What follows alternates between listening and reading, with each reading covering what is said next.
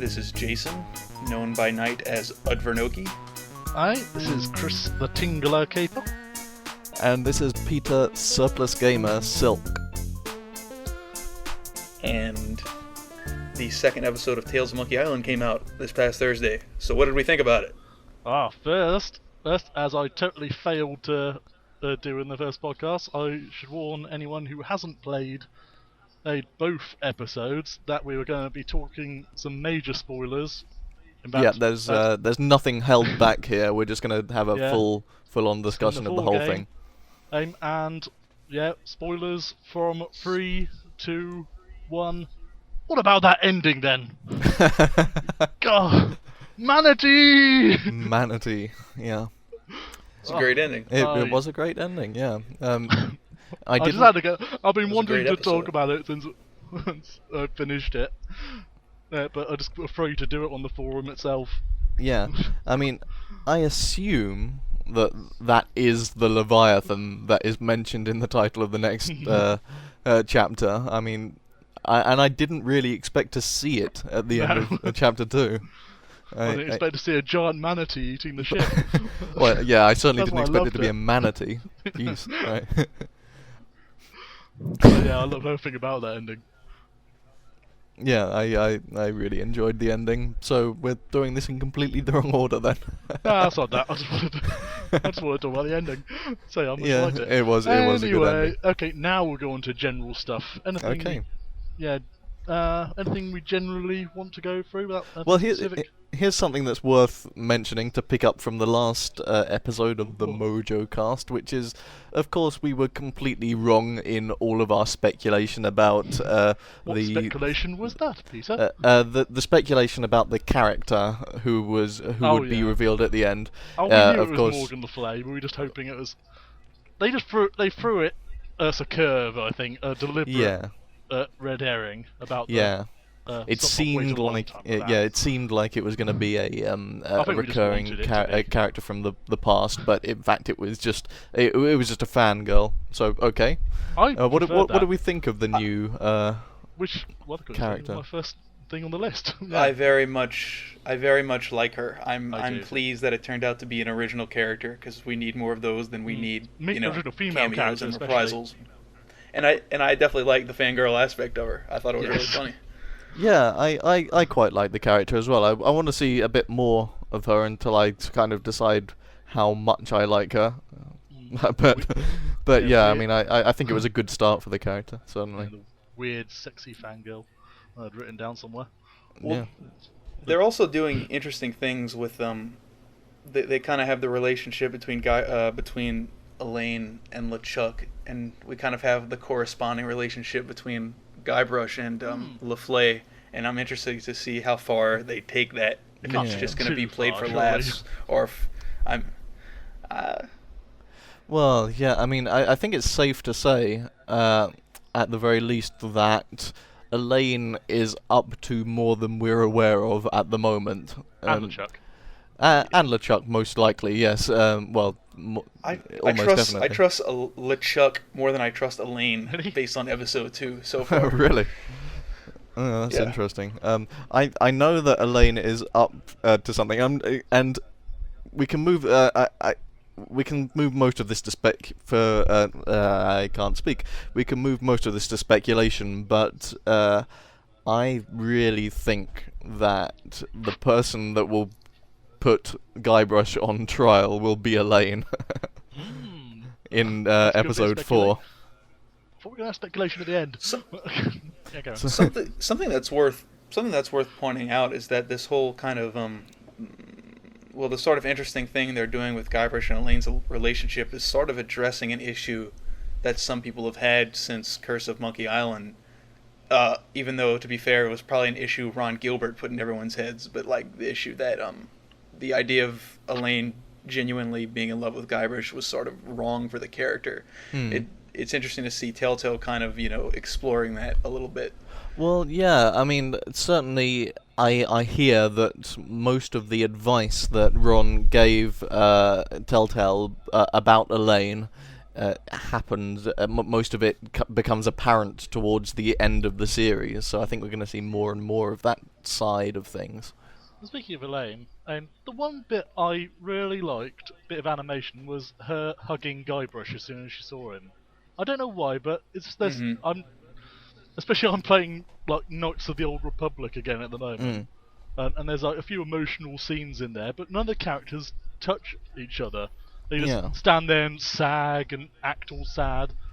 But where you'd expect there to be hugs and kisses and things like that, they don't do anything of the sort. Well, this is Peter Molyneux's whole thing at the moment with Fable 3. He's got a bee in his bonnet about characters touching each other, and he's making a whole game mechanic out of it. So it's not surprising that was kind of noticeable to you, because it's true that characters don't often actually touch in games.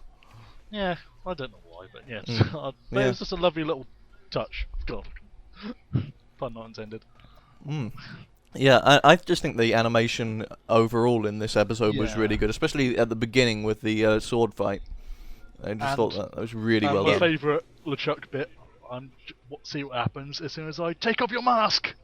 Yes, of course. That was... Yeah. And again, like, I kind of made that comment in the last podcast, like, little gags like that are the kind of things that none of the Monkey... Like, that you could only have done in a Telltale game, that, like, the past Monkey Islands couldn't have done those little... timing-dependent visual gags like that. Yeah.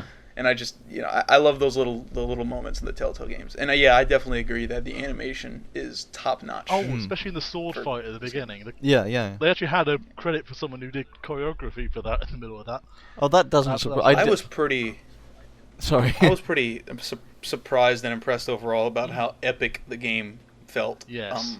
And how meaty it felt. And I think as the series is progressing, you're getting more and more of an indication that this is going to hold up really well as a single game. That when it's all said and done, it's going to work really well as a full-fledged, Monkey Island game that does work as a whole. Yeah, I agree. And I think what struck me most about this game, what impressed me the most personally, was the way they kind of carried over that island hopping aspect from Monkey Island 2, and they actually made it work, within the confines of an episodic format. Yeah. But I think the way they handled that was really impressive. Yeah, I could have done without the two completely unnecessary islands in there, to be honest. I mean, I don't know. I know that they were sort of necessary so that you could look around and find the right island that the chest is on, but apart from that, they serve no function. So I don't know whether they could have just saved time and just done that puzzle slightly differently. I don't know. It just seemed a bit weird to me just to have a couple of islands stuck out there that just did nothing at all. Why didn't you notice that? Nothing at all. Yes. Well, also having two maps was a little bit annoying for me, but there was a reason for that, I suppose. Oh yeah. But just to get to Spoon Isle, I think. Spoon Isle. Yeah. To get what was to there, the other one called? Well, there's several of them. There's Row Island. Oh yeah, Row Island. Spinner Cay. Yeah. But I really did. I did not see that kind of feature coming. I mean, we haven't really seen that since Monkey Island 2. I expected Spinner Cay to be a place, but I didn't expect 6 islands. Yeah. No, I mean, certainly didn't. We didn't really see anything of Spoon Isle before. Well, there were a couple of screenshots which now turn out that they were on Spoon Isle, but yeah, I mean, it was kind of a new location. It was a bit like what was the one on the last one? Flotsam Island. Jambalaya Island. Flotsam Island. I mean, it was the last episode. Yeah. Yeah, the jungle, in particular. Yeah, which made me think. But the jungle stood out to me, but at least there was a story-related reason for it. How the Mer people were the ones responsible for all like the ancient artifacts and stuff. How they are apparently the ones who built it. Oh yeah. Shall we get on to the merfolk then? Yes, let's do that. Peter, you. I did just want to say that in general the environment art was also just really awesome in this game. Oh yeah, Some people have been complaining a little bit about the character models, how they might be a little bit.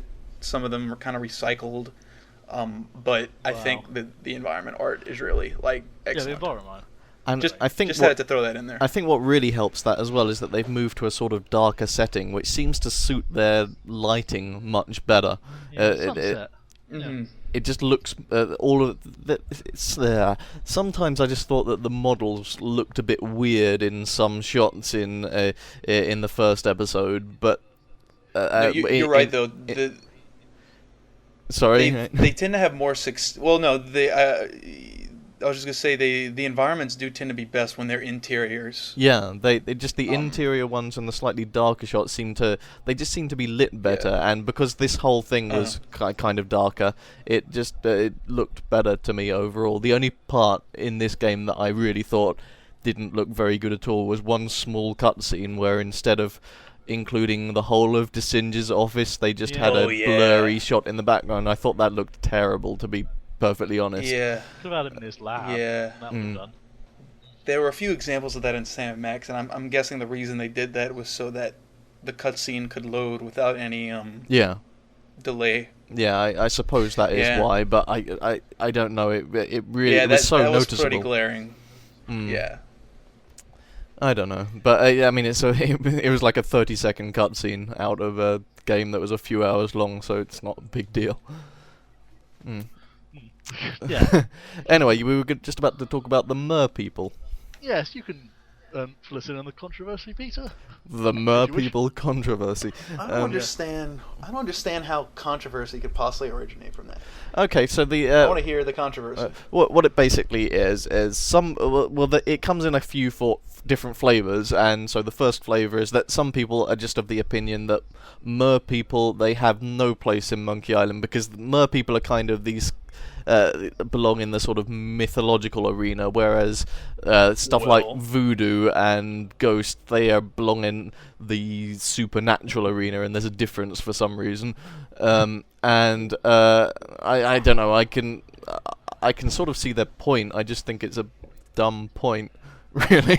Well, I think it is true that Mer people belong into the mythological arena, but I think Monkey Island belongs in the mythological arena also. Well, I mean, I will grant that we haven't quite seen those kind of characters in a Monkey Island game before. I guess the closest would be Jojo the Talking Monkey from Escape from Monkey Island. Well, it belongs. And even Guybrush wouldn't shut up about how weird that was to him. Yeah. But I think, if you look at the kind of genre Monkey Island exists in sort of a broad sense, the kind of supernatural pirate stuff, I think Mer people fit pretty well into that. Well, I mean, we haven't seen giant manatees either, but I don't think... I'll put it this way. I mean, if making a Monkey Island game that's almost entirely a satire of the corporate tourist industry is not controversial, then this definitely shouldn't be. Well, I don't know. I think that a lot of people argue that is controversial, and I happen to be one of them that would argue that. To be honest, but and the reason I think what it shows is that each Monkey Island kind of has a different flavor to it. It's going to have a different direction. I mean, it all fits more or less in the same mold, but I think each game kind of has maybe, I don't want to say its own rules, but it's kind of its own interpretation of the universe. Well, and I think being that Tales of Monkey Island is a little bit more in the vein of a genuine pirate story. It's a little bit more serious. I don't want to say serious, but I guess that's the word I'm going to use. To me, I'll put it this way. Maybe the Mer people wouldn't have fit that well for me if they'd popped up in Escape from Monkey Island like they did in this game, but I think within the context of Tales and in the context of the kind of world we've seen so far, I think they fit perfectly fine. Okay, well, if that makes sense. Let me put it this way myself then. I think that Monkey Island is in the sort of pirate mythology world. Anything that sort of... Right. Anything that would be seen in a pirate legend is the sort of thing that you're going to get in Monkey Island. For the big stuff, at least. The little stuff, you get stuff like anachronisms creeping in and other stuff like that. But the big stuff is sort of pirate mythology land, and that's the. And I think that's why I and some other people had a problem with some aspects of Escape from Monkey Island, in that the big stuff like. I would argue that mer people fall very neatly into pirate Oh mythology. no! I'm talking Like, about if Escape you- from Monkey Island. No, I'm I think sorry. Tales of I'm Monkey sorry. Island is fine because mer people are definitely part of that whole pirate mythology Yeah. thing. Yeah. But in Escape from Monkey Island, I think the distinction that people make with that is that, well, this whole kind of corporate satire, big overarching theme has nothing to do with pirate mythology, and giant monkey robots definitely don't have anything to do with pirate mythology, and I think that's why some people had a problem with the themes of Escape from Monkey Island. But that's for the same reason I'd have no problem whatsoever with the with what's happened in Tales of Monkey Island so far. Yeah. Now, I mean, I do agree. Sorry, Chris. I do agree that there is a line. I mean, you don't want to just suddenly turn the Monkey Island universe into a universe of just like talking animals. But I definitely don't think that line has been close to crossed yet. Okay. Well, So I think I that's can't just imagine the thing, where... isn't it? People have put the line in different places, Sure. and me, for me, Escape from Monkey Island just went over the line a bit, a few too many times, and Tales of Monkey Island is nowhere even near the line. In fact, I would probably say that so far it is one of the most piratey Monkey Island games yet. Yeah. I would It agree. really is. I mean, I don't... It might even like compete with the first two games on that front. Even like, I mean, all the Monkey Island joke aspects are all there. Like, you have the anachronisms, you know, you have the fourth wall gags, but it's all. But I think it's just a little bit more. This game feels a little bit more committed to, like, you know, like you said, being a pirate game. Yeah. I think I should mention the other part, the kind of other side of the controversy, because not everyone is, because some people will not like me if I just mention the people who don't want mer people anywhere near just at all. a sec.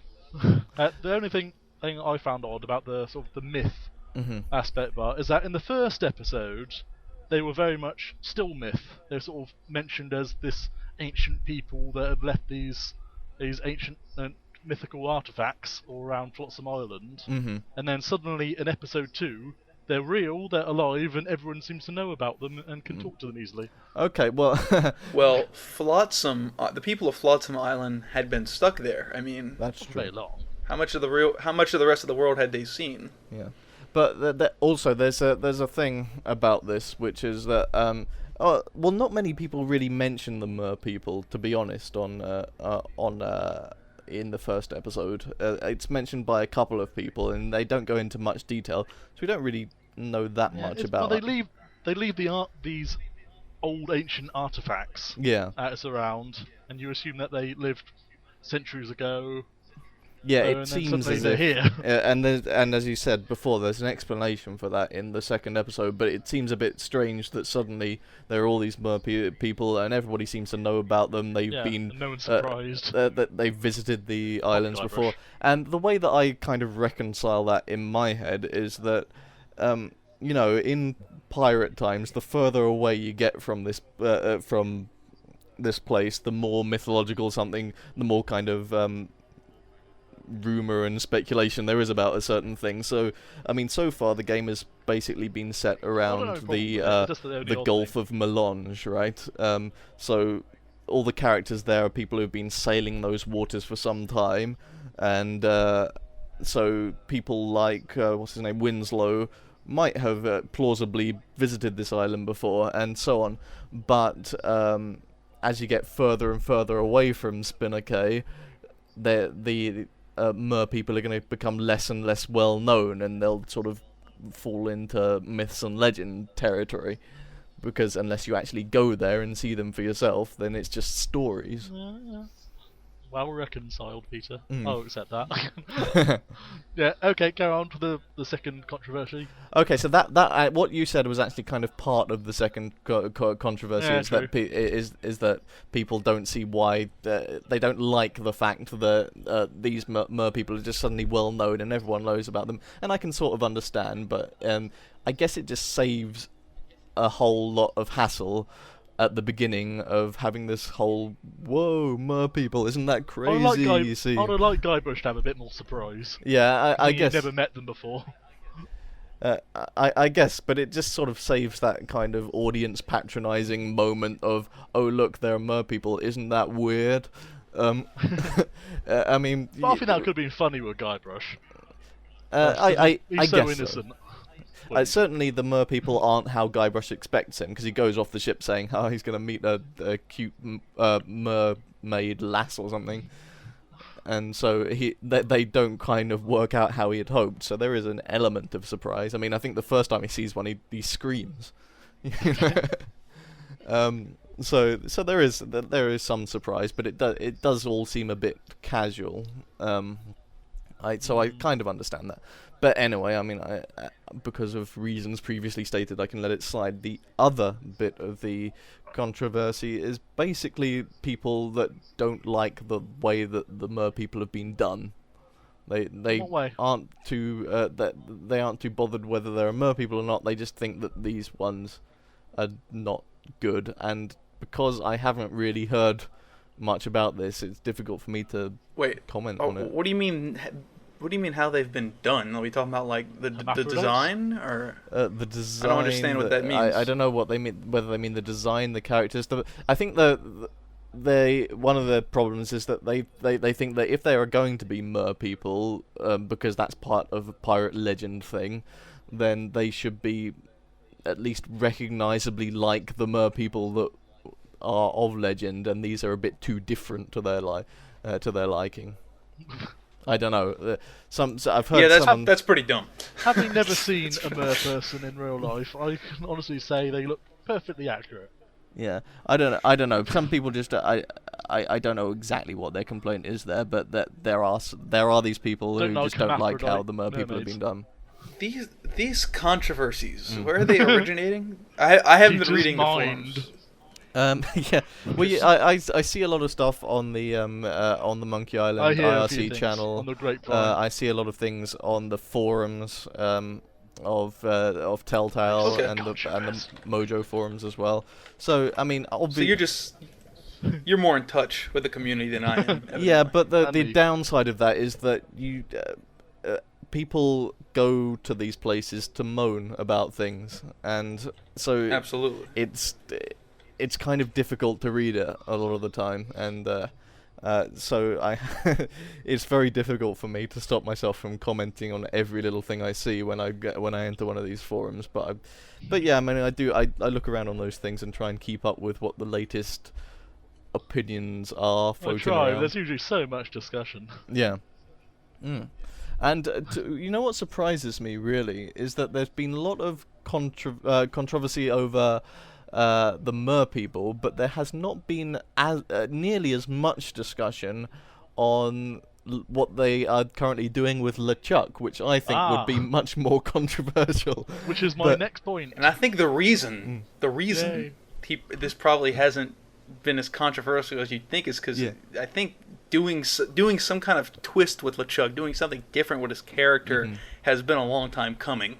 Like, it's about time he stopped being, Monkey Island games were starting to fall into this formula of LeChuck, gets his hands on the latest, voodoo talisman to take over the world. Let me have Escape from Monkey Island. Of course, same thing. Wow.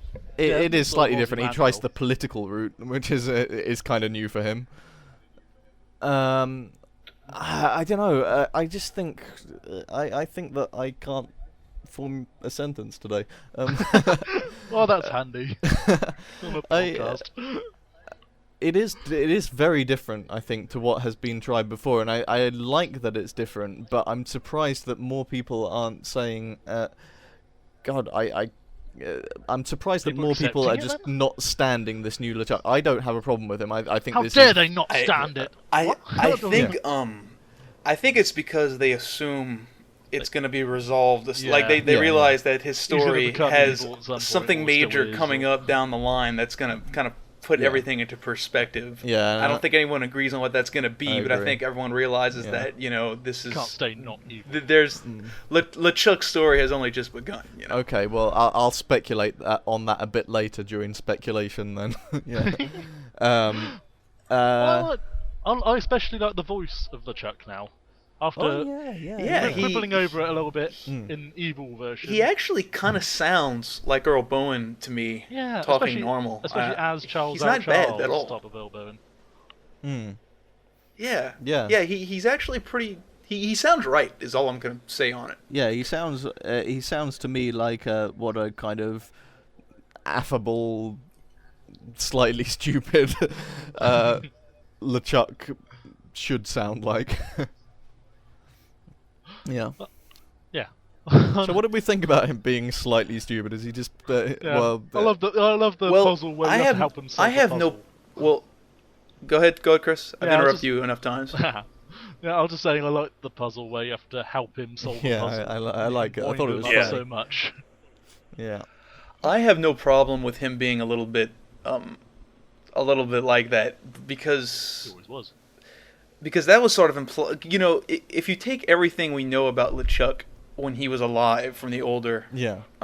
Monkey Island games, there's nothing to really negate, you know, to suggest that he wasn't a little bit of a klutz, or a little bit, you know, he wasn't the sharpest knife in the drawer. Sure. The one thing that bothers me a little bit about the human LeChuck is that when LeChuck was human, he was always like he was always in love with Elaine, or he was always desperate to win Elaine's hand, and he seems completely cool with Guybrush being married to her.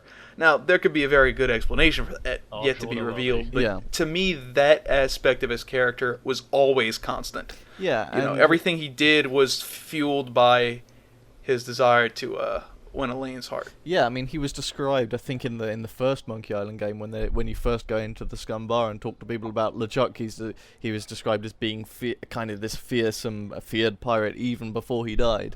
So I want to see how they're going to sort of reconcile that. And also, I mean, there's something in Curse of Monkey Island as well, isn't there, where he talks about his days before he died. Perhaps, I can't remember, or maybe it was Escape. It all blurs. But I want to see how they reconcile that, and I'm sure that there will be an explanation. They haven't let me down in that respect so far. Because the way I would imagine LeChuck, if he suddenly became normal and nice, is that even if he wasn't trying to kill Guybrush, he would still be like competing with him over Elaine. That's what I would have expected. He did give Elaine that flower, didn't he? So maybe he's just being a bit... maybe he's taking it slowly, trying to gradually warm up to her. Well, they're sort of together now at the end of... Yeah, I mean, she's certainly taken a shine to him, or she's at least pretending to take a shine to him. Yeah.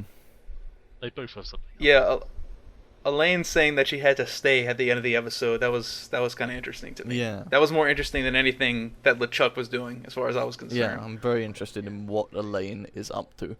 Anyway, that's speculation. Yeah. Oh, we can talk about Elaine in general. This is probably the most Elaine's ever been in the Monkey Island. Well, Escape from Monkey Island, just about. But no, you're pretty much right. I mean, yeah, she's definitely been given a bigger role. Think about it. Yeah. It's the first time you can really sort of go up to and talk to LeChuck. Yeah. I like how I really like how Elaine's character is being her real character that has been built up over the series is really starting to be respected now. So you really do get the sense it's long overdue.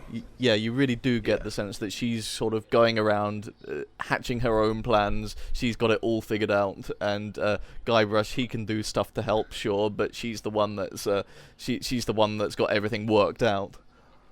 I've really got right. That's very much the Elaine from Monkey Island 1 and 2. Yeah. Whereas in Curse, she was a little bit more of an unseen damsel in distress. Yeah. In Escape from Monkey Island, they tried to make her a little more independent, but like she just kind of came off as nagging. Yeah. And I think where they're bringing her in Tails is a little bit closer. Compared to what with the damsel in distress to thing in the third one, she was a solid gold statue for most of it. Yeah, that True was fair enough. I mean, the one significant action she really does is to punch Guybrush. So. And she does almost successfully repel LeChuck right at the beginning. Oh, that's true. Yes, she is battling LeChuck quite successfully. But I guess the point is she wasn't given enough screen time, so to speak. Yeah. But yeah, speaking of that, I think Alexandra Boyd has really sort of taken to the character. Yeah. Yeah. Well, yeah, she's so- been given a chance to. You know? Yeah, true. That's true. Yeah, I think she's getting but yeah, I think she better did and well. better at it. Yeah. Because I was going to wait and see with the first episode because she wasn't didn't have very much of a role in that one either. But now that she's got more of a role, she's definitely handling it well. Yes, indeed. Yeah. Next, Puzzles. puzzles. Yes. Any of our favourite ones? You mentioned one earlier. I liked the puzzles. LeChuck. That's all I have. Yeah, getting LeChuck to do the kind of the oldie style adventure verbs to try and get him to do this Use simple claw thingy put. on breath mints. Yeah. Right, they're all minty now. No. Yeah, I mean it was a simple puzzle, and it was basically a was way nice. of making a very Yeah. easy puzzle longer, and it was a joke really, but it was fun to do. There were no puzzles that really stuck out to me as much as the monkey one in the first episode, where you're trapped in the chair. I see what you mean. I like the sword fight. The sword fight was cool, yeah, but I just don't think there are any puzzles that were quite as ingenious as that one. But I thought that the overall quality of the puzzles I preferred in this episode. I thought they were more consistently good. Yeah. I don't know what it was about them specifically, but I just had more of a fun time Remember what had me solving the stuck? puzzles. There's one puzzle I didn't get stuck in the first one at all, but I definitely yes, I remember now. It's on the little singing manatee using the locket on it. Oh, Yeah, I can imagine. Yeah, I was stumped by that one. I was also stumped by the sundial. I mean the sundial, the dial that you have to take off the jacuzzi. Oh, I got that right away. And yeah, and the other one that stumped me was the one where you have to carry the melted bronze. yes. Oh yeah, that that's did. over the cliff. That That- got me at first. I was trying to That think was of very ways to keep reminiscent it of hot. the melting grog mug puzzle in the first game. Yeah. It was kind of a nod to that. It felt like like the opposite way around. Yeah. Yeah. I was trying yeah. to work out a way to get there faster. Yeah, that's what I was doing, or try and keep the thing hot. I thought, what if you put fish eggs in the gold? Would that make it set longer? I don't know. I was thinking crazy things before I just realised, oh, you could drop it from above. That's probably a shorter route. That's very adventure gamey though, Yeah. so I'd never work in real life. I mean, the only other point I had a problem, I think, apart from that, was for some reason I thought that you had to figure out a way to get the rubber tree back to the pile of logs, and Yeah, I was wondering as it about that. turns out, that there was a much larger puzzle in the game involving that whole but thing, which is I- why there are some remnants of that puzzle left behind, and so it was going Yeah, to be I a much thought more so. complicated puzzle than it was, but they cut some of that out because they Aw. thought it wasn't good, or I don't know what their exact reason was, but they Well, yeah, I did sort of miss that. I can understand that now that I hear you say it. Yeah, Yeah, but, so yeah, I still- I thought I don't know. Personally, I thought this was slightly easier to finish and slightly shorter than the first episode. I'm okay with that Okay. because I still think the puzzles made me feel quite clever and so on. I felt the opposite. But I felt- yeah, I didn't really feel that way. It was a little bit longer and harder for me. Really? Yeah, but, me too. you know.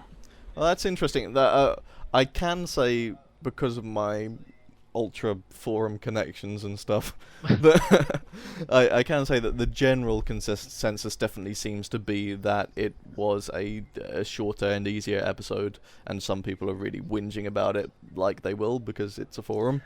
You know, But I just see that. You see that about every single Telltale episode that comes Yeah, out, yeah, yeah. and it's like never true. I mean, I don't know. I thought it was. everyone just. I certainly. You're always going to have the same. I mean, different experiences when you play a game. You're always going to figure out puzzles a little bit faster or slower than someone Yeah, else. that's- But I that's think true. as far as the content, it felt equivalent, or at least as equivalent to the first episode. I didn't think it was so much shorter that I thought by the end, oh, is that all? But I thought there was a note. It took me about somewhere between 4.5, maybe around 5 hours to finished the first episode, and it took me about 3 to do the second episode, and I don't think I was rushing through it anymore. So, and I think a lot of people had the same sort of experience with it. That's interesting. All I would say is that I wouldn't like any episodes to be significantly shorter than this second episode. I think that if they're all at least as long as this, then I'm quite happy with their length, but I would be a little bit disappointed to get to kind of wait a month and then get a bit less than that. But so far so good as far as I'm concerned. That is interesting. By the way, I'm thinking of this now. If you go to Steve Purcell's blog, he posted a new piece of concept art from the canceled Monkey Island animated movie yesterday. Oh, right. And he titled his blog post "The Leviathan," and it's an image of a giant sea monster attacking Guivarish's ship. Oh. So just another Yeah, that's interesting. another some indication of how much mythology might play into the Monkey Island universe right there. Well, sea monsters, again, that's something that is perfectly fitting into pirate mythology, and that's fine. that Right. hasn't. They really just been haven't done. went there yet. Yeah. Yeah, so all this stuff, I mean, here's another way that I kind of reconciled the mer people in my head as something that could plausibly exist. I imagined that in Monkey Island 2, when you charter Captain Kate's ship, instead of there just being a ship down there, you get down to the bottom of the sea and you have to negotiate with some mer people for them to hand over the treasure to you. And I thought, yeah, that would fit in with Monkey Island 2. That nobody would have thought twice if that had actually happened in Monkey Island 2.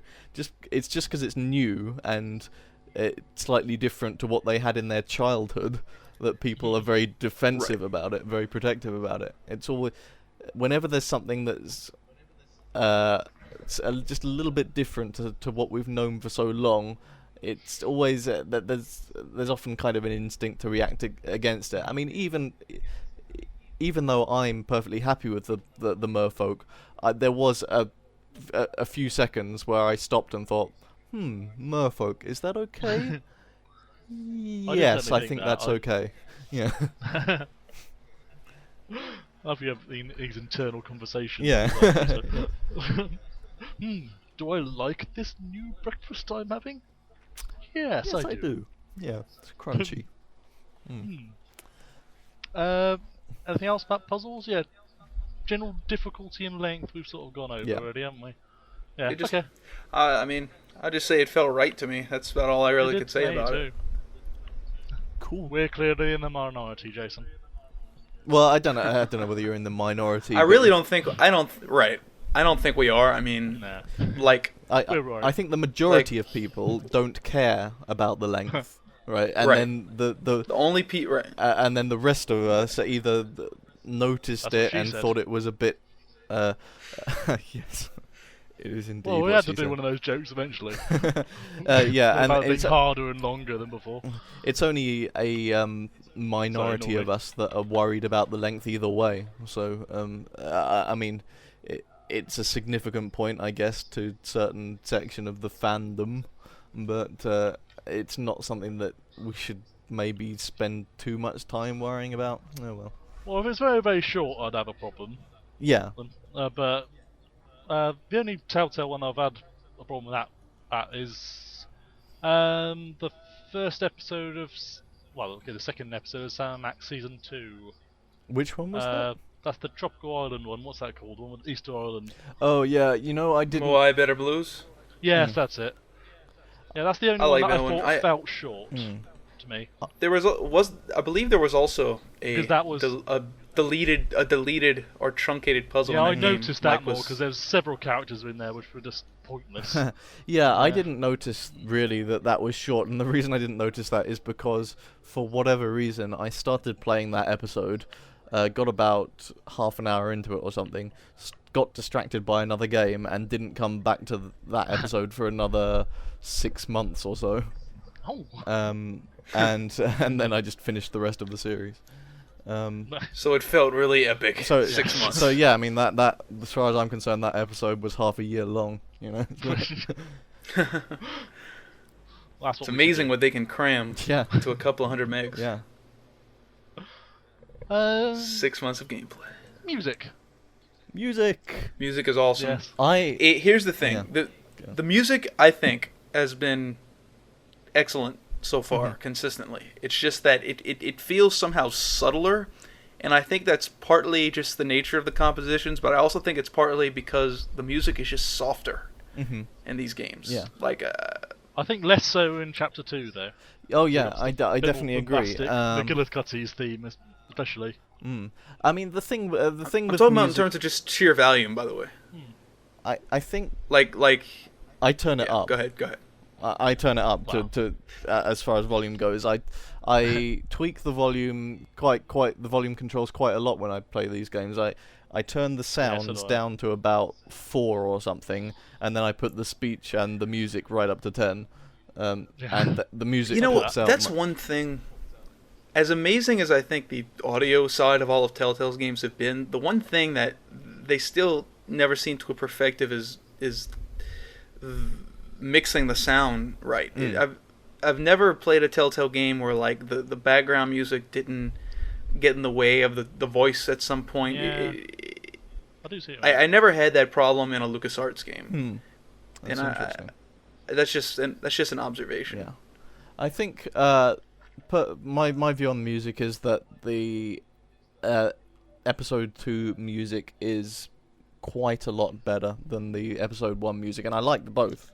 Don't get me wrong, but I think that the episode 2 music is slightly more foregroundy. It has more memorable tunes in there. It really reminded me in a couple of points. It reminded me of Fat Island from Monkey Island 2. At another point, it really strongly, I think, on Row Island, where that little shack with the manatee that we talked about is there. That island, I think, has music that really reminded me of some of the bits in Curse of Monkey Island, and I think Michael Land is really hitting his stride with the soundtrack of this now. I think I was really impressed with the music in this episode, and of course the Spinner K music itself was really lovely and mysterious.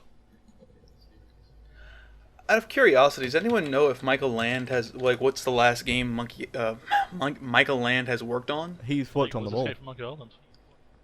Oh, no, but I mean, has he been it seems like he hasn't been working on games recently. Oh, sorry, it's like since Monkey Island, right? I think it's been right. Like it's almost like he's been out of retirement and they found him to work on island. Tales. Well, yes. Let's find out. Because we've got him here tonight. No, we're not. Unfortunately, we haven't. Yeah. We're not that well connected, unfortunately. Hang on, this will take 2 seconds. I'll just find out for you. Oh, the internet. The internet. Yeah, he Podcaster's best worked friend. on Series of tubes. That's interesting. The last one that he worked on before Tales of Monkey Island was SimCity 4. Which came out 2003. Yeah. SimCity 4? SimCity 4. Isn't that... Yeah. Apparently he did Isn't with other people. He did some tracks for SimCity 4. How about that? Okay. So it's been 6 years since he's composed music for a game. Apparently so. I wonder if he's been composing for other mediums since then, or if he's taken up another trade or something. I don't know what he's been doing. He was doing stuff behind the scene, like helping to create websites and things like that, or something like that. Yeah. But he was supposed to have been doing that with Peter McConnell, wasn't he? Peter McConnell's also been kept busy. He has indeed been kept busy. Well, yeah, Peter McConnell has been. Well, yeah, I'm also he's been interested very to busy. find out Peter McConnell's what done happened to loads of Clint stuff. Bajakian as well. Clint Bajakian's really fallen off the face of the earth. Yeah, I mean, Peter McConnell, I think, has been way more busy than the other two, as far as doing music is concerned. I mean, he did... he's done loads. He's obviously doing Brutal Legend at the moment, although a lot of that is licensed, but he's doing some music for that. He's definitely composing a score for that. Yeah, he did the last two Sly Cooper games as well.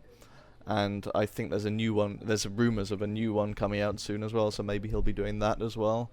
He is doing a few other console things. I can't remember what. Yeah, I don't know.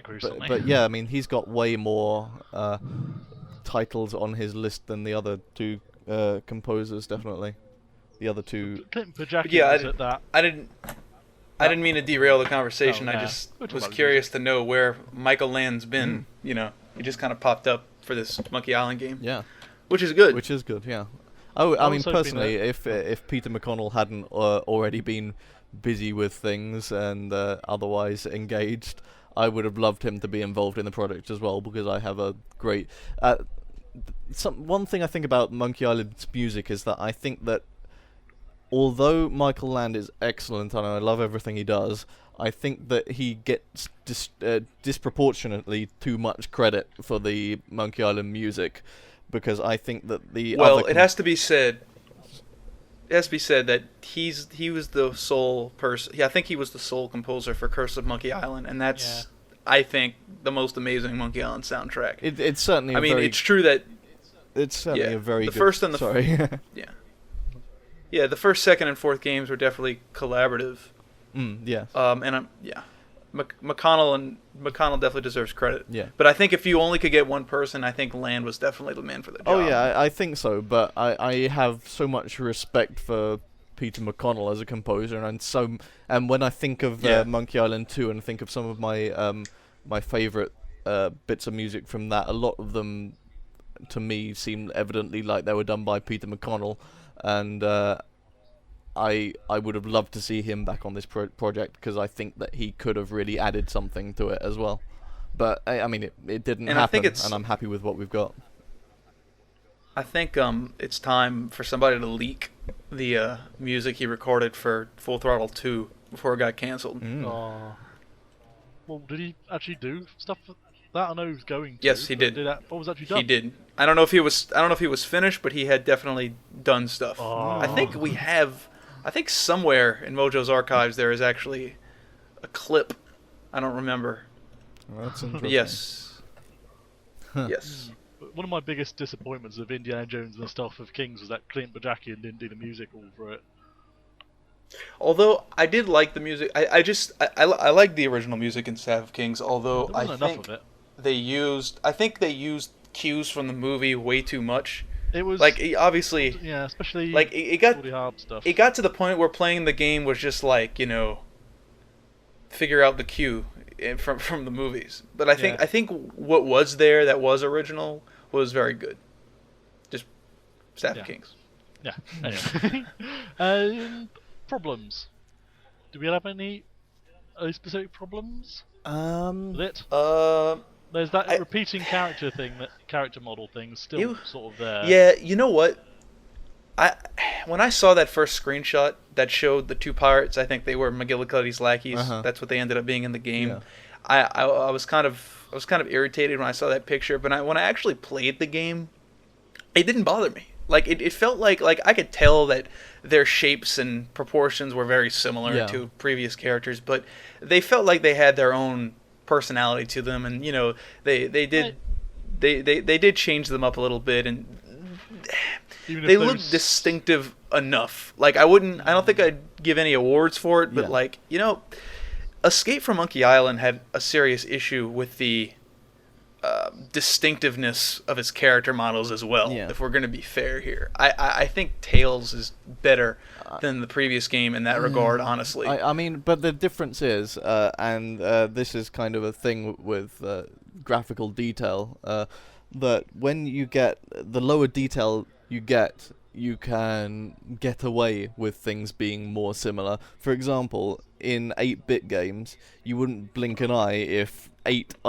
completely identical ninjas suddenly came at you. Yeah, but there's a difference. But there's a difference between a sprite and a character model. Like the character models in Escape from Monkey Island were low res and low polygon, and they looked it. Like in Grim Fandango, it was a non-issue because they were meant to look like paper mache dolls, and that's exactly what they looked like. But I think in Escape, it was like if I think some of the more major characters were adequately detailed, but some of the minor characters just kind of looked nondescript. But I think because they were so low detailed and low polygon, you could get away with them being fairly similar because what happens, the lower detail that you get, the more your imagination has to sort of fill in the gaps.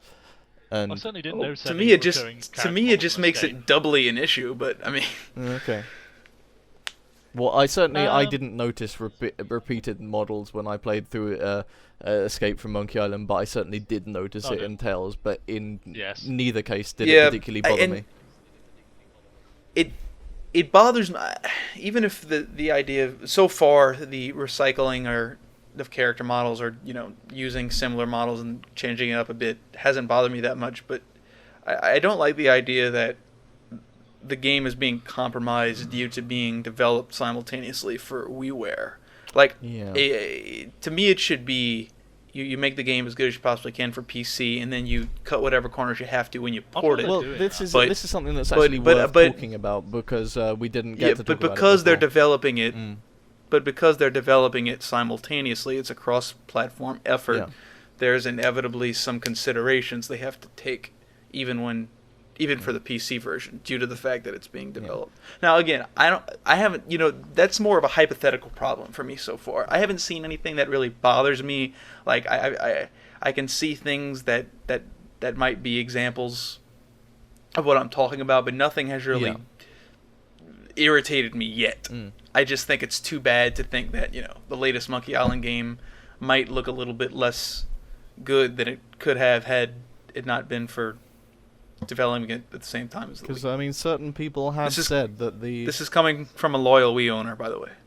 Yeah, I also have a Wii and I enjoy using it, but some people have said, and I haven't seen it for myself, but they have said they're disappointed with the performance of the first episode of Tales of Monkey Island on the Wii, and that just it disappoints me slightly, because I don't like to see a Monkey Island game being less good than it could be, and so I mean it certainly is a concern when people say, oh, the game on the Wii, it stutters a bit, and even though that they've made all these compromises, it still doesn't run very well, and the voices sound terrible because of the file size limit on the Wii.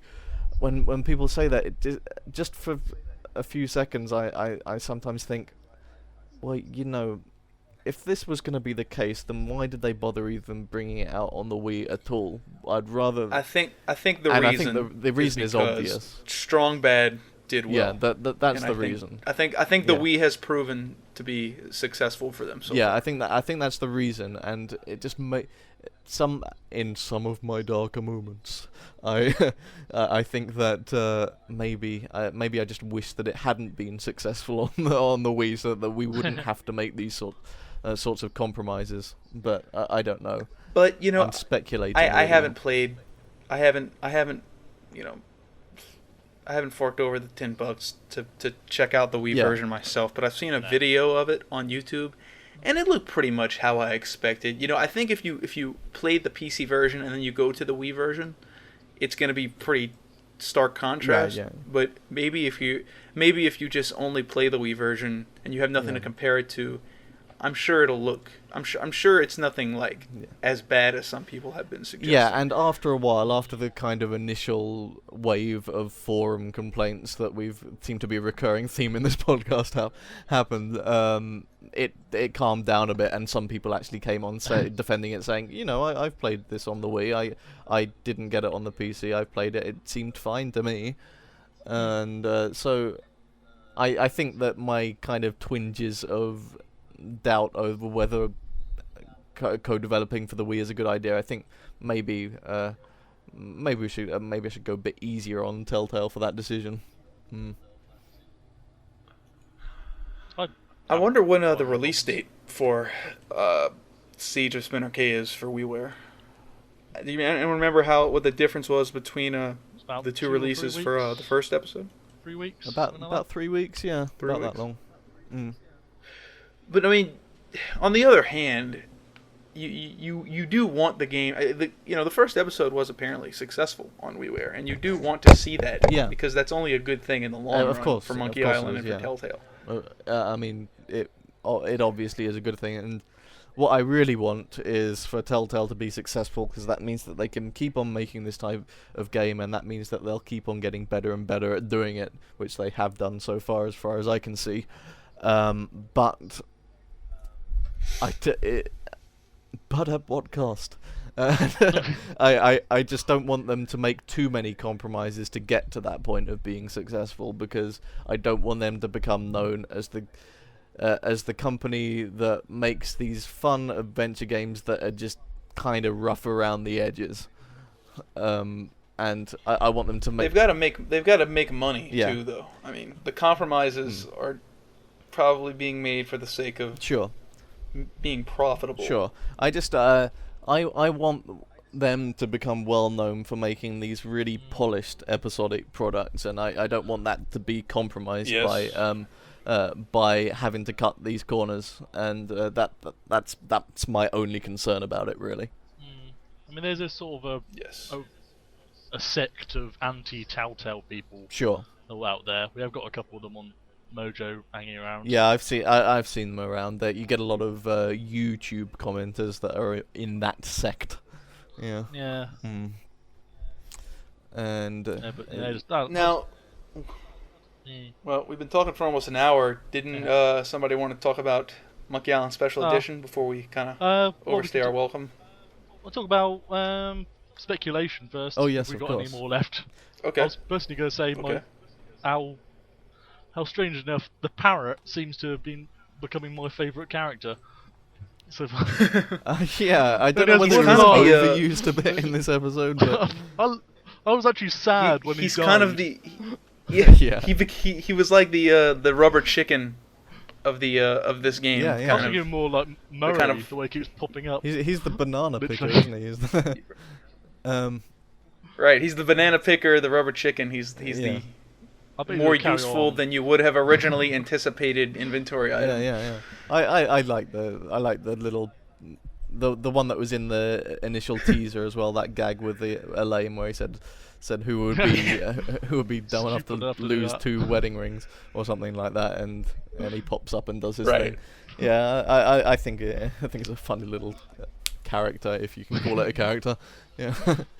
Come to think of it, he met a similar end to the rubber chicken, didn't he? Rubber chicken ended up in the soup in Monkey Island 1. Oh yeah. So, Yeah. I think it was just it was funny at the end when she does return the parrot to him by a mysterious means. Yeah. Just like, great, thanks. Just what I always wanted. Yeah. Were we speculating? That wasn't technically speculation. Right. I just want to say that before we move on. Right. But yeah, any other speculation that you've mentioned? I have one. Okay. Which is about. I mentioned I was going to get back to this about LeChuck. I think that because a lot of people have been saying how they miss the days when LeChuck was truly a kind of a character almost to be feared, especially in Monkey Island 2, where through the whole of that game, Guybrush is kind of terrified of LeChuck through the whole thing, and he can't stand the thought of LeChuck coming back to get him. And the whole, and obviously the whole of the final chapter of that game is with wandering around making the voodoo doll while he's trying to catch you.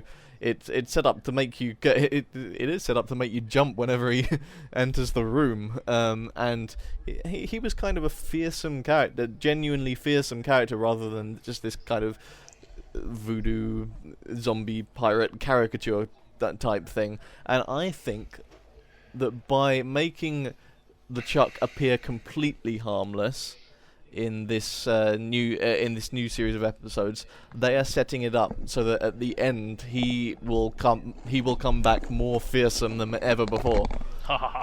And you bring up an interesting point about LeChuck maybe being a little bit less fearsome and mysterious as the series went on, but I'm less inclined to blame the writers of the various games than I am to just blame the fact that the more you reuse the same villain, then the less you know, sizzle he's gonna have. Sure, I mean, but that's the thing I was saying about. I mean, Guybrush being less afraid of him kind of has to do with the fact that he's so familiar now. I guess so. You but know, it was just such a good atmosphere about him that he had in Monkey Island 2. You know, and the things that he would say, I mean, it's not like things that he said later on in the series. He told Guybrush that he would drop him into a pit of acid, then take his living bones and build them into a chair, which he would sit in and listen to it scream every morning as a form of torture for him in Monkey Island 2. And I don't think there's been anything like that since. I agree with you, but also I just think you reusing the same guy again and again and again and making the formula that LeChuck's back again through some contrived means, that kind of lends itself to making him more goofy. I mean, I think that's just a product. I mean, characters become a little bit less special the more they're used, and I think LeChuck is at the point where it's time to do something different with him, and I don't know where they're going to end up with it. But I just like that they're doing this. I can agree. I like seeing him and Guybrush working together for a change, and I can agree that is what will happen when you reuse a character. It's kind of law of diminishing returns for evil guys, Right. But that's why I think what they're trying to do here, what by the end of the series it will become apparent that they might be doing, is a kind of a reset for LeChuck. They're stripping away everything that made him threatening at first, and then they're going to bring him back more threatening than ever before. That's what I predict for the series. Yes. That's interesting. I mean, last episode title is The Rise of the Pirate God. Could it be LeChuck? Or it could be Guybrush. It could be Guybrush. We don't know. That's too far ahead. I just like the idea of the threat being something bigger than LeChuck. Like the issue, the big scary thing that the Caribbean is facing this time around. It's too it's beyond LeChuck. Okay, I mean, I can see where there might be forces that are bigger than LeChuck. I can see that working, but I think, I don't know, there is something comforting about LeChuck being the major villain of the piece, whether there are greater forces at work or not. It's kind of like Star Wars in that respect. You've got the big all-powerful emperor in the background, but the people, the ones that will always sort of be facing off, the big duel is between Luke Skywalker and Darth Vader. He's the real. I mean, it turns out that he turns around in the end, but he's the boogeyman. He turns of the around. piece. Well, I'll put it this way: I'm okay with LeChuck being the villain of Monkey Island forever, but I'm also okay with him not being the villain forever. I think it's okay to other things. We've had so many. I mean, LeChuck. It's become a running joke throughout the series how many times that he's been defeated. I mean, it's become like the point where even the games have to comment on it. There's one of the funnier lines in Escape from Monkey Island was when he's talking to the harbor mistress at the beginning of the game, and he asks her who she's voting for, and she says she's voting for Charles L. Charles.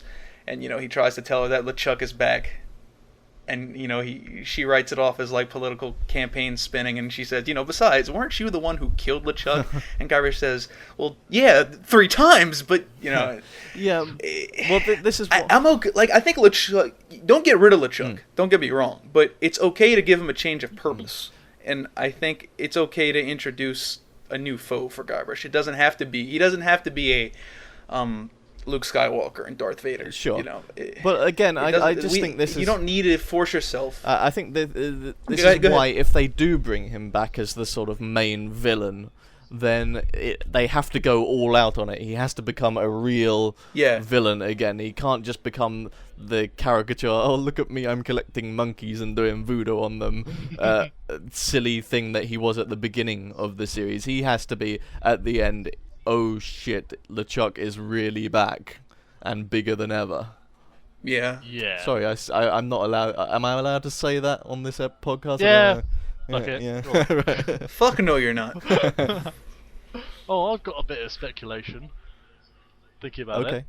I say Colonel Mustard Largo Legrand is going to come back. Oh yes, I think so too, and I think that the little whistling of the Chuck theme. Took me a couple. Yeah. No, it's the Largo's theme.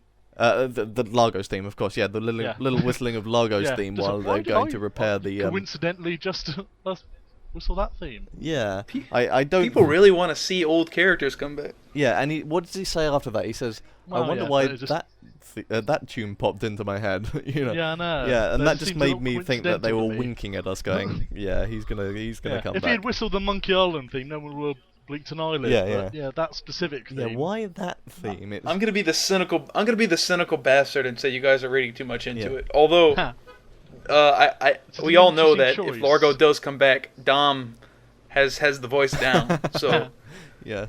he's That's completely another prepared. reason, yeah, so they didn't have to find another voice. It just seemed to me to be a strange choice of theme to just pick at Yeah. random. I mean, the Monkey Island theme. You gotta fine, be the Chuck theme, careful fine. about what you wish for with bringing everybody back though, because like Oh, we yeah. already know Wish is Murray is speculation. being back. Yeah. That's already been revealed. You got to figure Stan's gonna show up because he's in every game. It just seems We like know you about kind of Murray. want to. At some point, you gotta draw a line.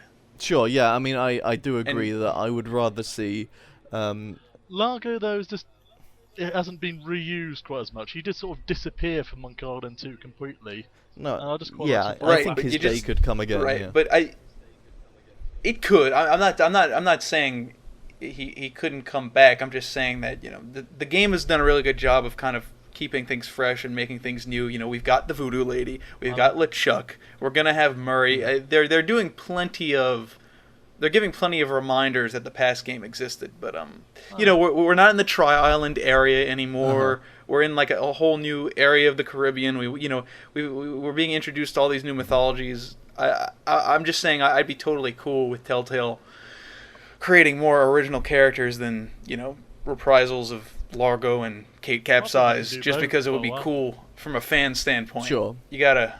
I totally agree with you that I would rather see Telltale doing new and exciting things with Monkey Island than just fan service bringing characters back. Sure, but if done right, I would really love to see Largo again. And speaking of Murray, I think that we are going to discover that he has been swallowed by the Leviathan.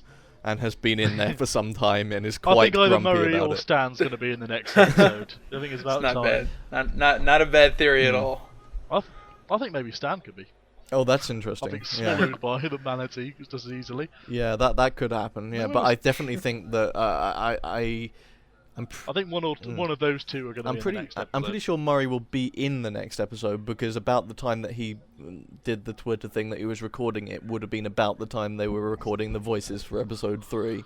But Stan's previously owned giant manatee. I don't know, escape routes. I'd like to see a previously owned thing again because it hasn't been Purgatives. previously owned for a little while now, has it? Yeah. And I kind of like the idea of him selling other previously owned things, even though it is another kind of fan servicey throwback. This It'll have to is be really costage geeky then, and which is quite minor, but when they reference Stan in episode 1, They did it a one of the couple times. characters. Yeah, they did. And one of the references referenced him as Smilin' Stan. Yeah. And I don't think he's been called that. I don't think he's been called that since the first game. I believe you're right. Yeah. I'm It was sure he when- mentioned in my gun too, Anyway, so- that was It was when you. It's a nice little touch. It was when you picked Yeah. up the or looked at Yeah. the cannons or something, wasn't it? And they described it as smiling stands, I think you're whatever right. it is. Yeah. Hmm. Anyway, speculation We tastic. done? Shall we have a quick chat about Secret Monkey Island before? Yeah, why not? We're over time. special edition? anyway. Sure. Yeah. Yeah. Yeah. Well, we didn't write a review, so I guess it might be worthwhile to kind of share some of our opinions on that. Uh-huh. I'll start. No. I liked it. I would have been very surprised if you said I don't. Now I hate it.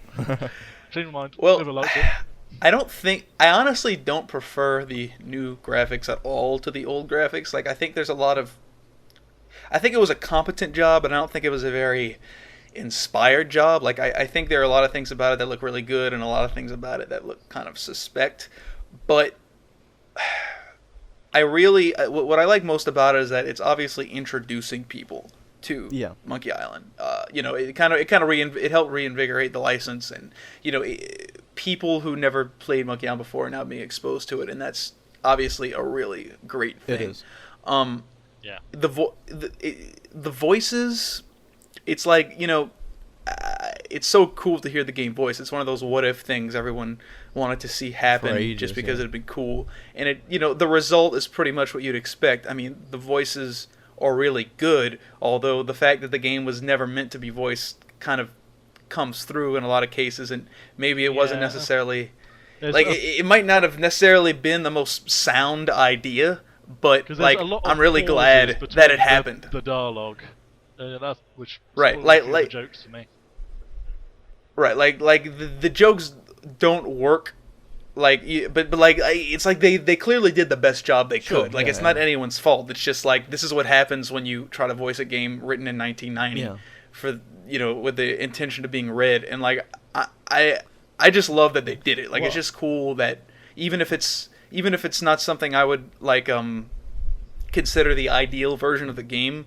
Like, it's just cool to hear Dom saying all the lines we kind of pretended he was saying in our heads, and I really love how they kind of took the cast from Escape from Monkey Island, where they voiced, Monkey Island 1 characters for the first time, and recast them in these roles, and it's just really cool to see. Well, I think it's a credit to how well the game was written in the first place that it comes off okay at all when it's voiced. Yes.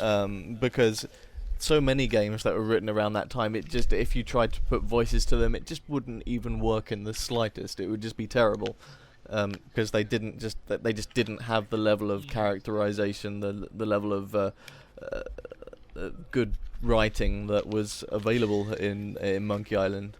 So the fact that it works at all, I think, is an achievement. Yeah, I enjoyed it.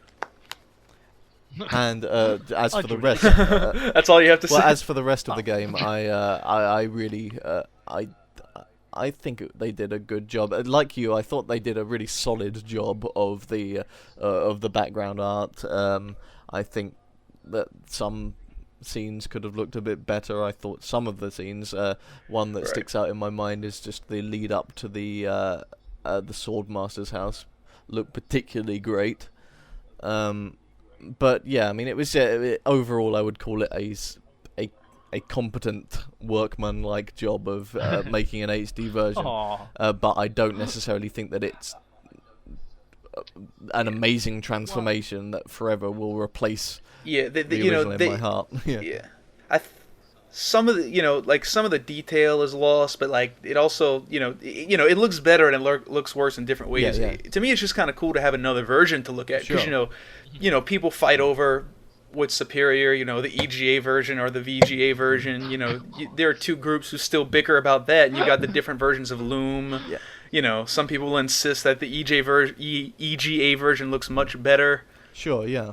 Than the upgraded version. So it's cool to just have like another version to kind of play around with and kind of put in the legacy. And whatever, I think it was done with a lot of care and attention, which pleases me. Right. Right. I mean, some of the details that they've translated into these bigger HD backgrounds, I just enjoyed the process of switching back and forth just to see what they've done with it. I think it's worth it with the music. Oh yeah, the music. I mean, I would be happy if I never heard the original CD version music again, and everything was replaced by the new stuff. I absolutely loved what they did with the music. Yeah, especially the main theme, the panpipes. I tell you what, I really enjoyed was the Ghost Ship Shuffle with Peter McConnell on the violin. Yeah, we went over the top with that. That was brilliant. Yeah, I mean, it just. I always liked that tune, the Ghost Ship Shuffle tune, but it was just kind of a short loop that went over and over again, and he was absolutely right just to take that further than it had originally gone, and it just. because it was Peter McConnell on violin, it almost reminded me, if it hadn't been for the kind of reggae style backing, it could have been like something that happened in Grim Fandango, something I'd hear in Grim Fandango. It was really, it really reminded me of that. It was certainly, it was certainly one of my favourites from the new soundtrack. Apparently, they snuck in Denny Delk as one of the Ghost Pirates. Denny Delk actually plays So- the character of the shady map salesman. Cousin named Sven, that guy. Really? Yeah, he plays several characters, but one of them is one of the skeleton pirates. Oh, really? Supposedly Murray. He's also the narrator, which is totally unnecessary. Oh, but yeah, there that's you go. unfortunate. That's Denny Delk. Oh yeah. Yeah, that's one voice where I thought, is this really necessary? And also, for some reason, I don't know whether you experienced this, but that voice was way louder in the mix than all of the other voices. I mean, it certainly seemed that way on my television as well, because I played the Xbox version first. And yeah, it was kind of weird. It would be really distracting, especially, when he does the narration voice reading out the recipe ingredients on the ship.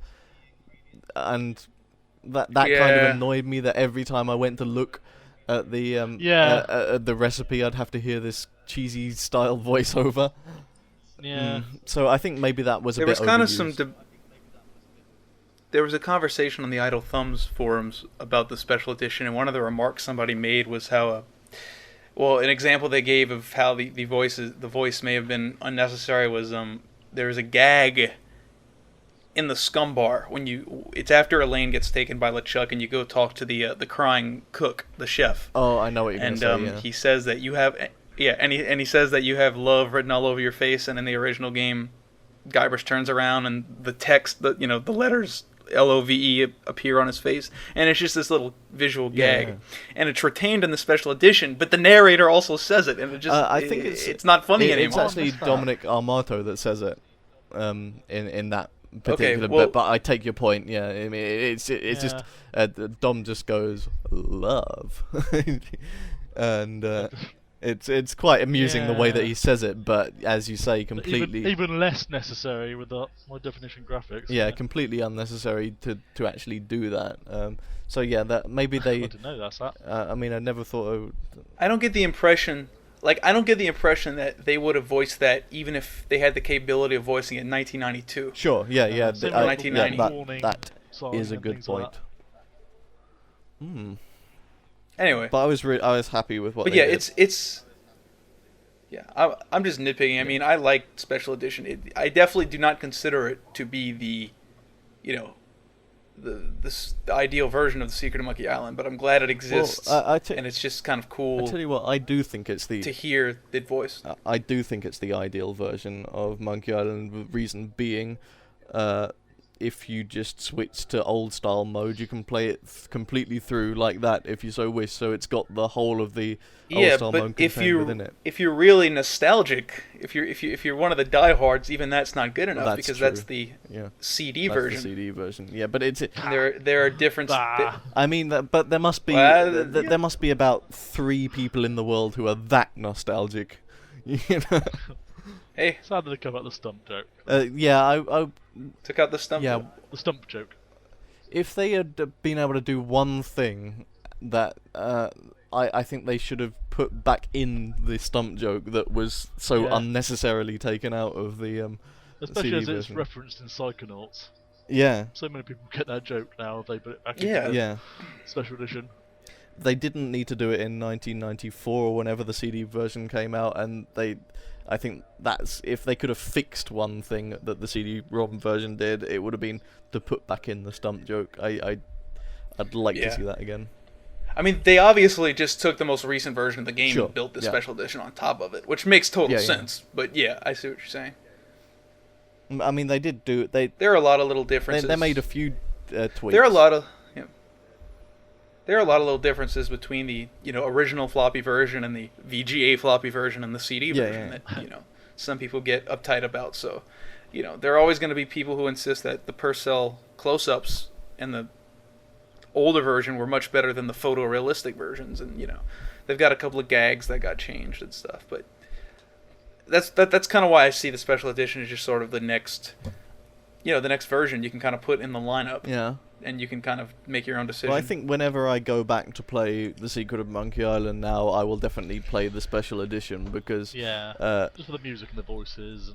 Yeah, I mean, I like what they did with the backgrounds enough that I can put up with the bits where I think maybe it doesn't look quite as good as the original. I like what they've done with the voices, even though, as you say, sometimes it's overdone and sometimes it doesn't quite work as well as in text. And I absolutely love what they did with the music, and so all of that adds up to this being my definitive version of the game. The only thing I dislike is the controls. I feel they've actually made it less good than before somehow. Especially not being able to combine items without reopening the inventory. Yeah, it took a lot of getting used to me, and I wonder whether they could have done that in a better way. But I mean, I did. Yeah, like you get the rationale. You get that they want to give the entire screen to the visuals, but it definitely having to bring up two screens, and then it's not as streamlined as the original game was. Sure. And that should be the goal, to make it more streamlined, not less so. Yeah. Above all else, but it's a nitpick, and it's to accommodate console controls. Well, I don't know even that it is, because I think that console controls are just as complicated. Yeah, exactly. And I think that they could have done it in a way that was much easier for console controls. For example, I could imagine like you could hold a trigger and then use the thumbstick to go round a verb wheel. That would have worked quite well on console controls, and it would have been a bit like the verb coin from Curse of Monkey Island. So there are definitely things that they could have done to make that interface a bit more streamlined than it actually is, and it would have worked just as well on consoles, I think.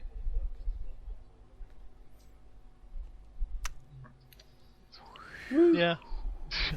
Are we going to stop? Hey, I got one random question about Monkey Island 1. The music for Stan's Shipyard. Yes. That was not in the game until the CD version. Am I correct? I believe you are right. Yeah. Really? So who composed that? Like I always wondered who composed that, and I was just curious if you guys had the answer to that. Because it wasn't in the original game. So like, did Michael Land or somebody or Peter McConnell just come and compose it?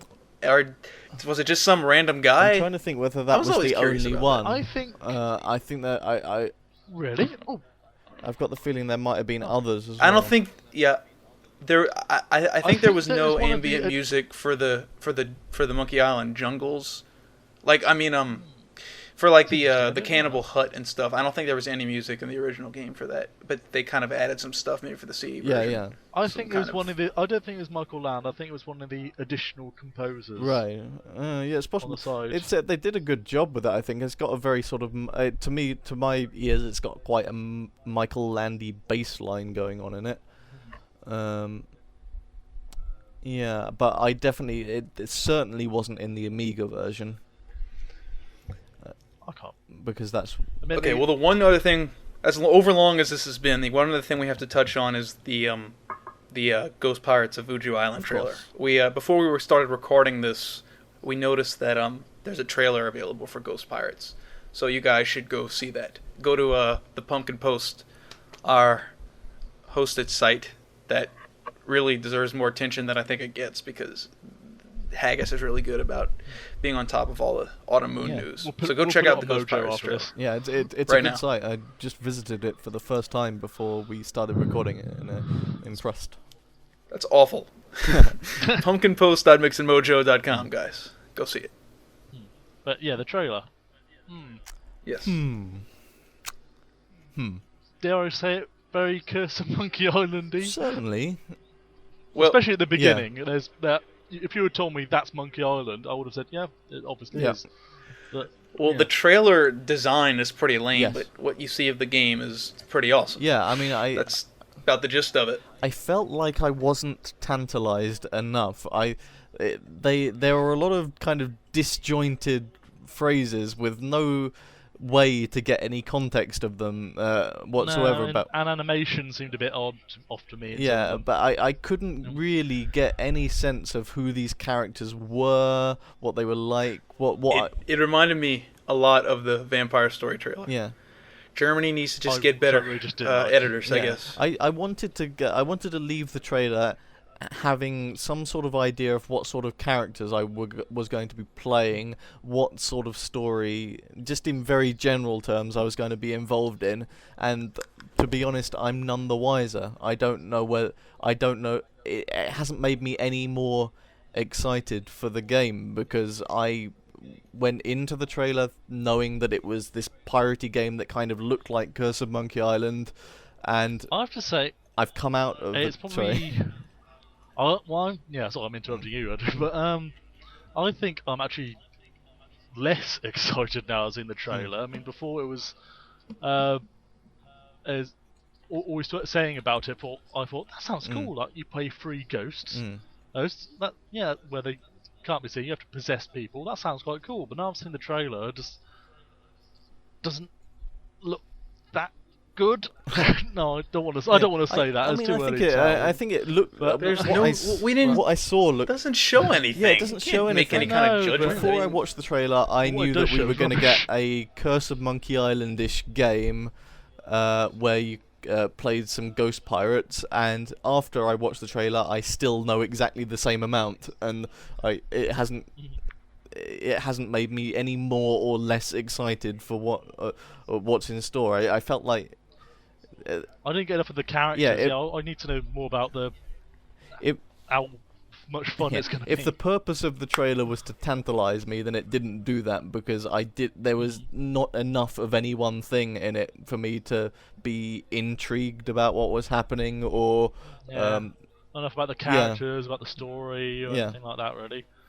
And the font they used was awful. Things like that. That's a real nitpick, but yeah.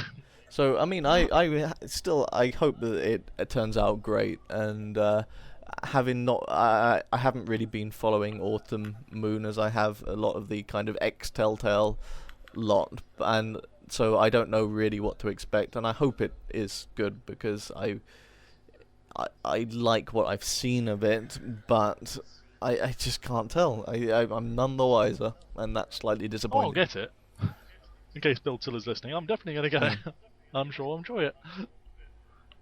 But we need to hear more about Autumn Moon in general. I don't like how it's like you don't hear anything. Like I want to hear that the company is doing okay and that things are going smoothly. Yeah. It does seem strange to me, and I've talked to someone about this before, how they are able to make these beautifully polished-looking games, which seem to have this really good presentation about them, and their adventure games as well. But look at how hard it is to get them made. But yeah, I wonder. That's what I'm wondering. I wonder how hard they are finding it to get this game made and their other games made.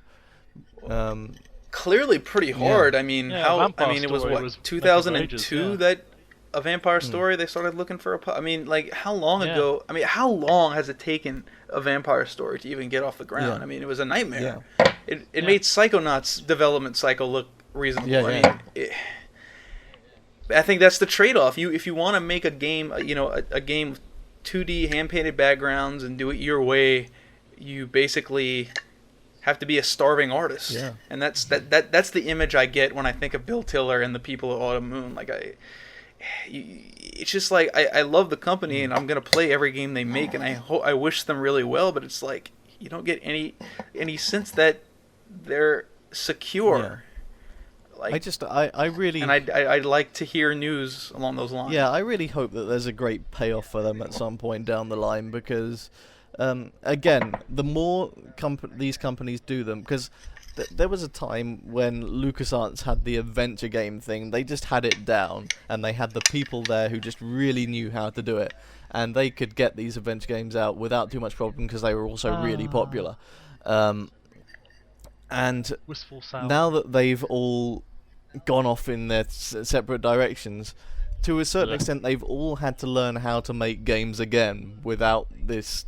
Yeah, I know what you mean. And it seems like Double Fine Well, have done a really good job of that. It seems like Telltale are getting better and better at doing that. Yeah. And I want Autumn Moon. Well, the problem is not just it's not just that. I mean, these guys know how to make games, but like they have to make the business side of it work, and those are things that they probably have very little. Especially Bill Tiller. Like, I mean, you know his heart's in the right place, and you know he's a great artist, and also probably a good designer because he's been working in design, I think, for the past several years as well.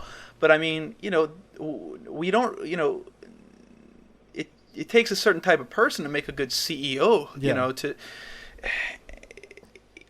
I just like to see all the pieces fall into place. Yeah, I mean, the thing is, better than it seems to have been.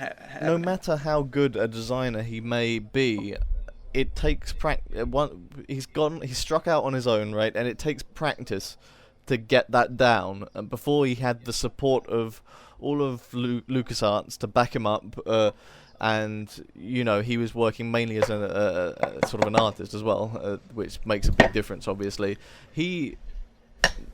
It took time with Telltale for them to really nail the episodic thing. They got off to an okay start, but I mean, nobody would say that the original Bone games that they came out with were anything brilliant compared to what they're coming out with now. I don't think they would anyway. Maybe. I like Bone. I liked them. I'm not. I think they're fine. I will say this. I get what you're coming from, definitely. But I will say that I think if people who haven't played Out from Boneville since September 2005 or whenever it came out, and they played it now, I think they would get it a lot more. Because when the first Bone game came out, we didn't know anything from Telltale except that they were made of ex-LucasArts people and they were making a new adventure game. We had no idea about this whole episodic thing, how it was supposed to work. And so when we got this 3-hour game that looked good and played good, I think it was just underwhelming for a lot of people. It was just like, why is this game consist of 5 puzzles and what is I think if you went back and played Bone, I don't think you revere it as a modern classic, but I think you'd have a lot more appreciation for it within the context of what Telltale's mission statement is. Now that we know what it is, and I also will always say that The Great Cow Race is a really, really awesome game. Sure, I think, and it was anyway, a big improvement. That's my piece. I think it's, I think the original Bone game, it was good. It was a good start for Telltale, but I think that it's not even in the same league of the sort of stuff that they're coming out with now. I think they've. I would love it if they went back and did. I think it's closer than you might think. I really think Great Cow Race is still. If you just took the games as like individual episodes, everything they've done, I'd say Great Bone: Great Cow Race is, a really solid effort in the Telltale library. I think it was solid, but I think generally, okay. Well, let me be slightly softer on it then. I think that the curve has been generally upward in the quality of their stuff as time has gone on. Definitely. And it does. And now, I mean, even from episode to episode, I think even just looking at the difference in quality between the first episode of Tales of Monkey Island and the second one, I think that it's not a massive leap, obviously, but I think it is just a slight improvement in several respects. I know what we've forgotten to talk about, the last Wallace and Gromit episode.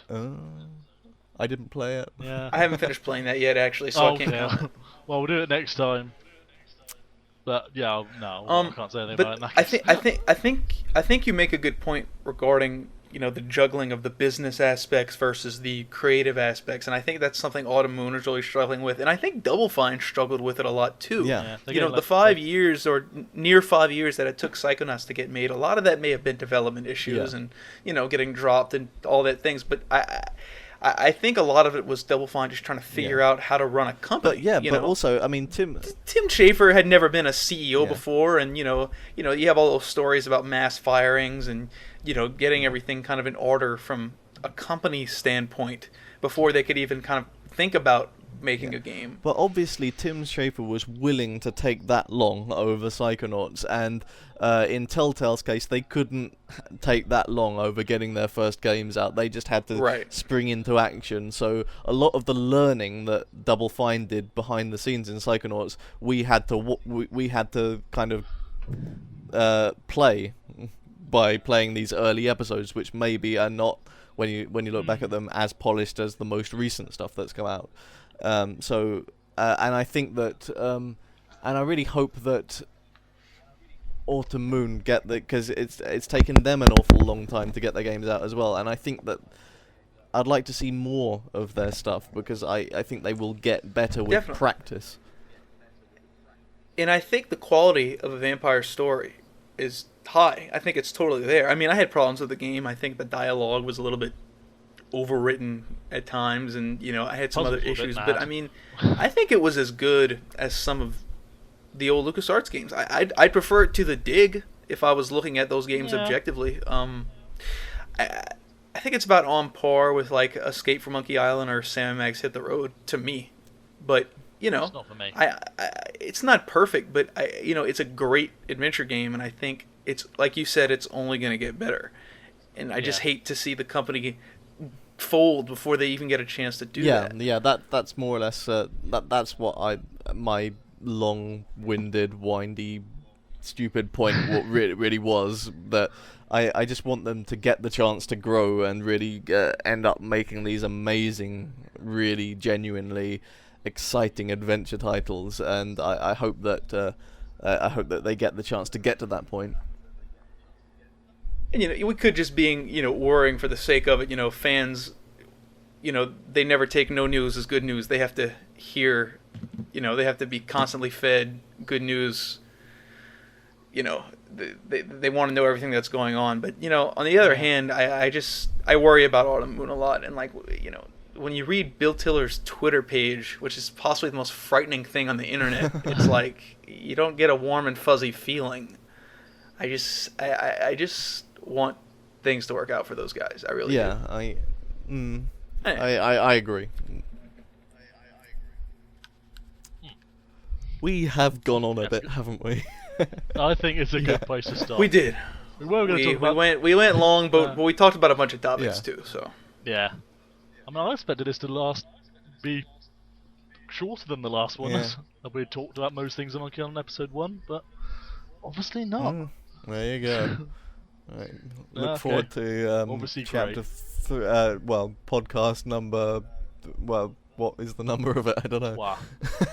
The podcast number, I don't know, we're on 6 or 7 now. On Lair of the Leviathan. So by that point, it'll be about 3 hours long by the looks of it. 1, 2, 3. Yes. Okay, we'll draw it to a close then now. Okay. Bye. Okay, well, we'll see you guys for the next episode. Okay. Bye. Bone. Bye.